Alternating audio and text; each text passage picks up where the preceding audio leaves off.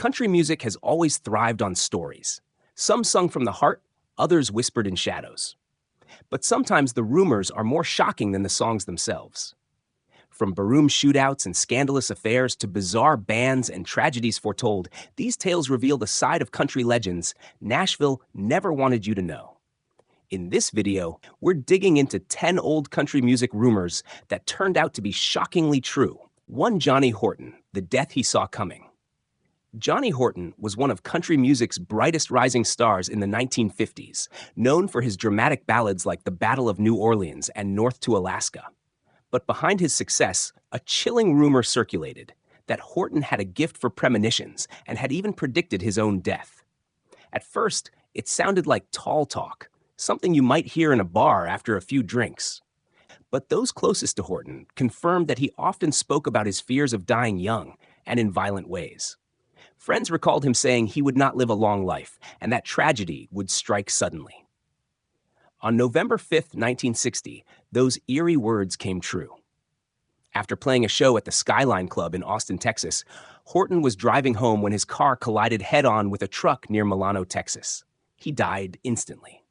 What made the rumors so haunting was that Horton had reportedly warned friends not to be surprised if he died in a car accident, days before it happened. Even more unsettling, Horton was close friends with Johnny Cash, who later confirmed that Horton had spoken openly of his premonitions. Cash said Horton had even visited fortune tellers who told him his life would be cut short. For fans, the story became part of Horton's legend. The rumor that he predicted his own death wasn't just a spooky tale. It was supported by testimonies from those who knew him best. In the end, Johnny Horton's tragic fate cemented him not only as a country star, but as a mysterious figure whose final act seemed written in destiny. 2. Marty Robbins, Racing with Death. Marty Robbins was one of country music's most versatile stars, known for timeless ballads like El Paso and his smooth storytelling voice. But a rumor long swirled around him that had nothing to do with music, that Robbins was so obsessed with auto racing, he nearly lost his life on the track. At first, fans thought it was just colorful gossip. A singer dabbling in NASCAR? Surely it was just a hobby blown out of proportion. But the truth was far more extreme. Robbins didn't just flirt with racing, he threw himself into it headfirst. In the 1960s and 70s, he competed in numerous NASCAR events, lining up against legends like Richard Petty and Dale Earnhardt. The danger was real. Robbins crashed more than once, and one of his most harrowing moments came in 1974 at the Charlotte 500. Driving at speeds over 160 miles per hour, he lost control and smashed hard into the wall, suffering serious facial injuries. Doctors said he was lucky to survive. Instead of quitting, he returned to the track again and again, balancing his music career with a dangerous second life as a racer. Colleagues later confirmed that Robbins often ignored medical advice and pushed himself far beyond what was safe. They said he lived for the thrill of the race as much as the applause on stage. In his own words, Robbins admitted he was addicted to speed and danger, even if it might one day cost him everything. The rumor wasn't just true, it was an understatement. Marty Robbins was a superstar who risked it all, not only in music but on the racetrack, where death was always just one turn away. 3. Dwight Yoakam, the star Nashville rejected.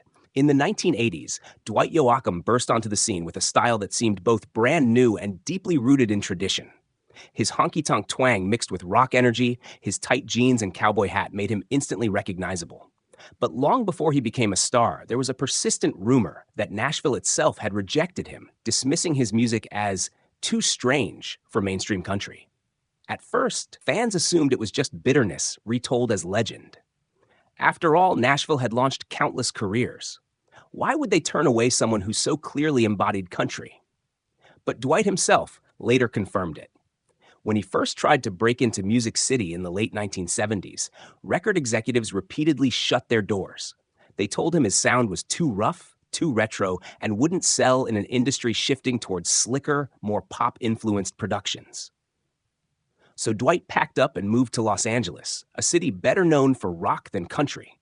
There, he found his audience, playing honky-tonks, rock clubs, and even punk venues where his raw Bakersfield-inspired style stood out. By the time he released Guitars, Cadillacs, etc., etc. in 1986, he had built a fan base that Nashville could no longer ignore. The album went platinum, and suddenly the very town that once rejected him was hailing him as a savior of traditional country. Dwight Yoakam would go on to sell millions of records and win Grammys, but he never forgot those early rejections. In interviews, he often reminded people that Nashville had laughed at him before Los Angeles embraced him. The rumor that Nashville tried to shut Dwight Yoakam out wasn't just true, it became part of his legend. He proved that sometimes you have to be cast aside before you can come back and change the game. 4. Billy Joe Shaver, the Baroom shooting that went to court. Billy Joe Shaver was one of country music's most respected songwriters, the man behind classics sung by Waylon Jennings, Willie Nelson, and Elvis Presley. But a wild rumor chased him for years, that he had once shot a man in the face outside a Texas bar and somehow walked away a free man. For a long time, it sounded like outlaw mythology, the kind of tall tale that gets bigger with every retelling. But in 2007, headlines confirmed it.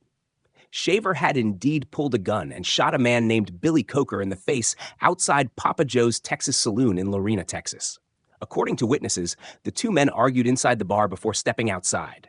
Shots rang out and Coker was hit in the cheek. Miraculously, he survived. Shaver didn't deny the shooting, but claimed it was self-defense, insisting that Coker had threatened him with a knife and said something about wanting to cut him down to size. The case went to trial in 2010, with prosecutors arguing that Shaver had recklessly escalated the confrontation.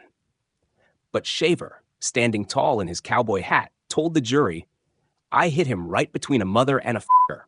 If I had wanted to kill him, I'd have killed him." The blunt honesty won over the jurors, and he was acquitted of all major charges. Far from damaging his reputation, the incident only enhanced his outlaw image. Fans joked that Billy Joe Shaver had lived one of his own songs, and his legend grew even larger. The rumor of the Baroom shooting wasn't gossip, it was a matter of public record. Billy Shaver didn't just write outlaw country, he lived it with a smoking gun to prove it. 5. Vern Gosden, Heartbreak, written in blood.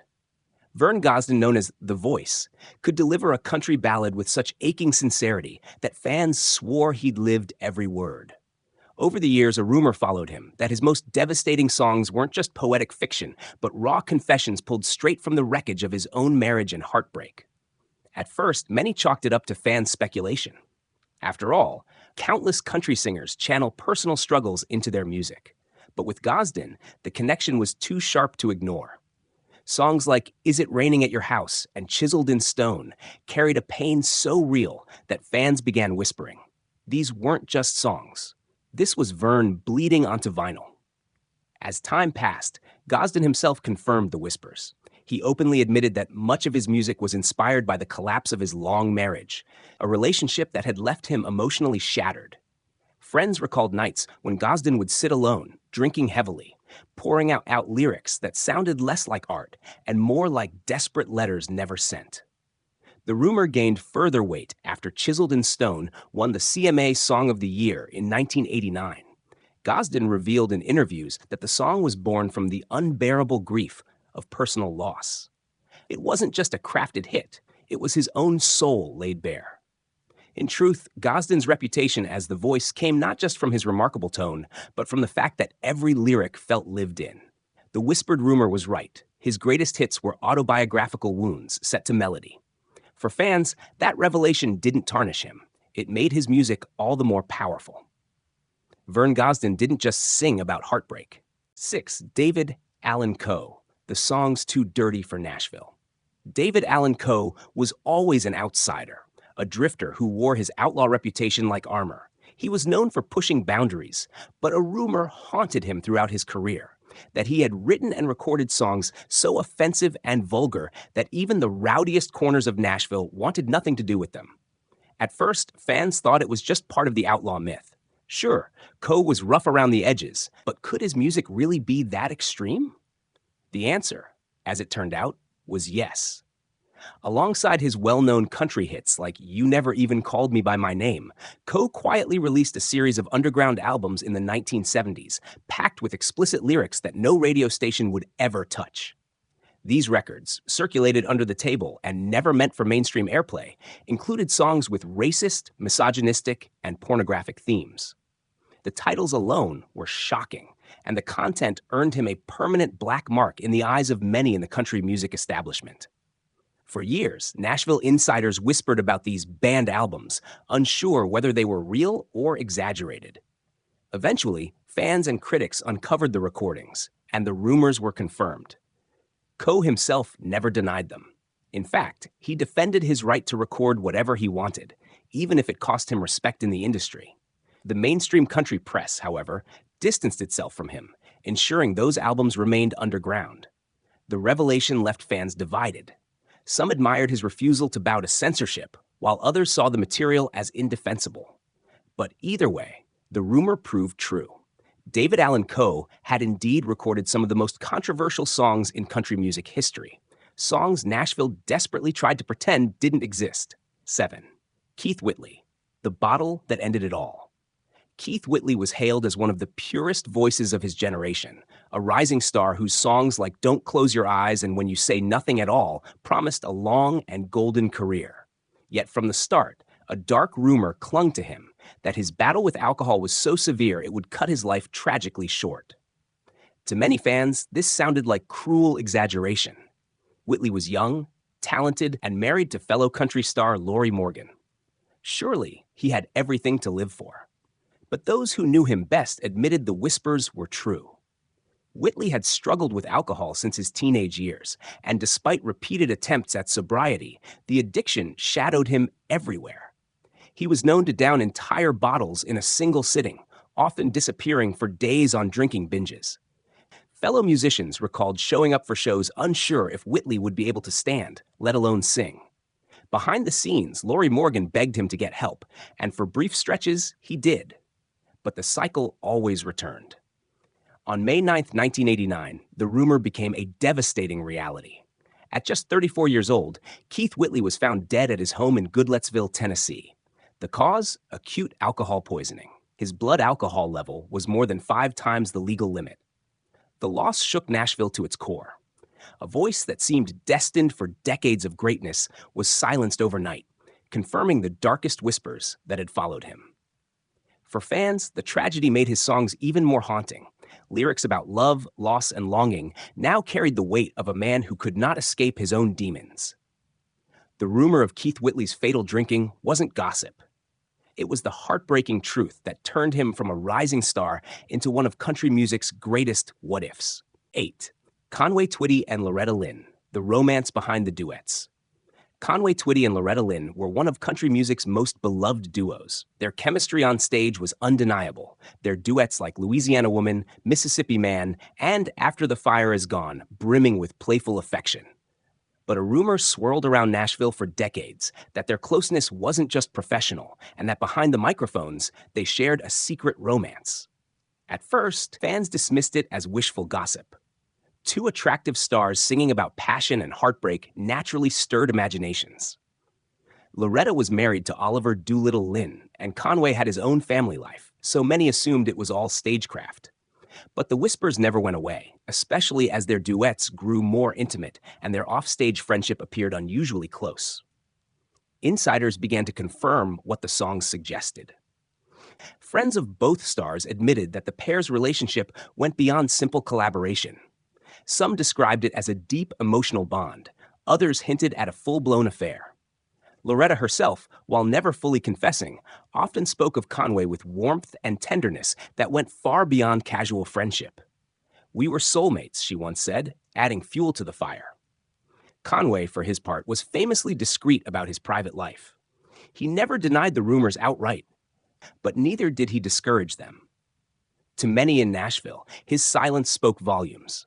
Whether their relationship was romantic, emotional, or something in between, the rumor carried enough truth to become part of their legacy.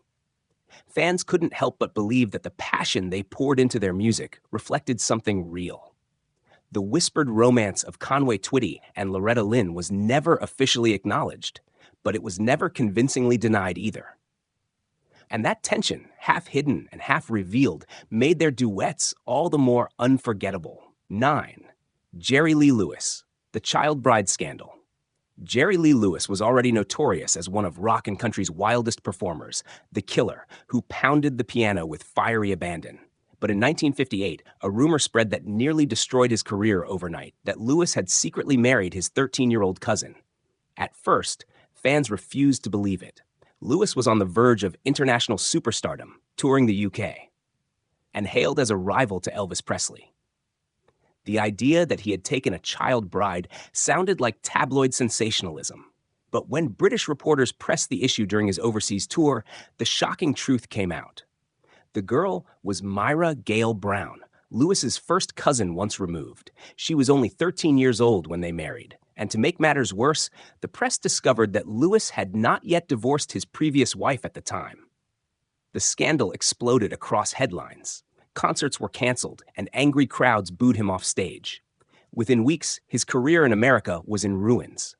Lewis defended himself, insisting that marriage at a young age was not unusual in parts of the South at the time, but the damage was irreversible. For years, he was shunned by radio stations, promoters, and fans. What might have been a smooth climb to the top instead became a long road of controversy and redemption. Though Lewis eventually rebuilt his career in country music during the 1960s and 70s, the scandal followed him for the rest of his life. The rumor hadn't been gossip at all. It was documented fact and one of the most infamous moments in the history of country and rock. For Jerry Lee Lewis, the child bride scandal proved that sometimes the ugliest rumors don't just ruin reputations. They become the defining story of a star's life. 10. Charlie Daniels, When the Devil Was Too Much for Radio. Charlie Daniels became a household name with his fiery 1979 hit, The Devil Went Down to Georgia, a fiddle duel between man and devil that shot to #1 and became a country rock anthem. But almost immediately, a strange rumor began to circulate that some radio stations refused to play the song because of its satanic references. At first, fans thought it was just urban legend. The song was wildly popular, played everywhere, from honky-tonks to school dances. But the whispers turned out to be true. In the Bible Belt especially, certain conservative stations banned or censored the track, claiming that even a playful story involving the devil was inappropriate for family audiences. To avoid offending religious listeners, some stations went so far as to air an edited version in which the word hell was replaced with heck.